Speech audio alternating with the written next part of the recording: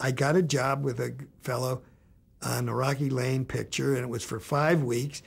And right in the middle of that, Mr. Yates, Herb Yates, who was head of Republic, decided to go for class movies. And he took on Orson Welles, who had had quite an adventure at RKO where he had spent fortunes, which we won't go into. But he made a deal for Orson Welles to write, produce, and star in Macbeth. He was going to change Republic Pictures' image. And for the editor, he picked a young fellow who was somewhat years older than me, by the name of Lou Lindsay, to edit it. And I was on the lot, and Lou had spent his whole career at Warner Brothers, and he didn't know the independent field, which I had been involved in since the end of the World War II. So I knew my way around by now. I was, 25, 26. So I went to work with Lou, and I spent a year and a half working with Orson Welles, which is again an irony that he wound up at Desilu a few years later with me. Actually 10. I was involved with Macbeth for well over a year. Orson would tire of a project and get involved in something else. A fellow named Gregory Ratoff was producing a thing called Cagliostro, which is an Italian character. And he was going to Rome to make it, and he wanted Orson Welles to star in it.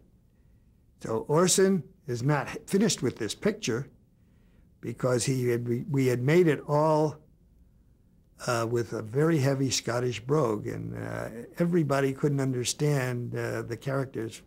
Dan O'Hurley, he was Macduff. Orson, of course, was Macbeth. Jeanette Nolan was Lady Macbeth, and a young chap named Roddy McDowell was in it. And I remember the day 14-year-old Elizabeth Taylor came to visit her pal Roddy, and I met her. That was quite a thing.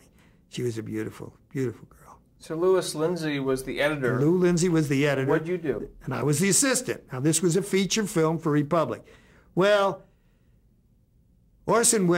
Yates had no choice. Orson went off with Lou Lindsay and a dupe.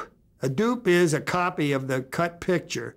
He took the dupe and Lou Lindsay, and they went to Rome to do Cagliostro for some months.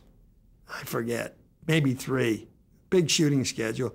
They were there, and they would make changes in the dupe, marking the film.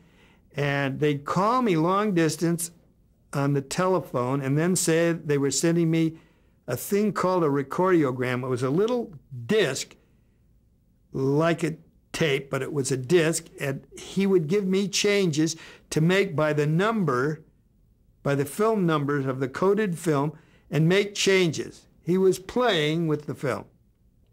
Orson finally came back. We re-looped the entire picture with dubbed sound of all the characters with the same actors. And it finally was released, and it's still a classic on videotape now.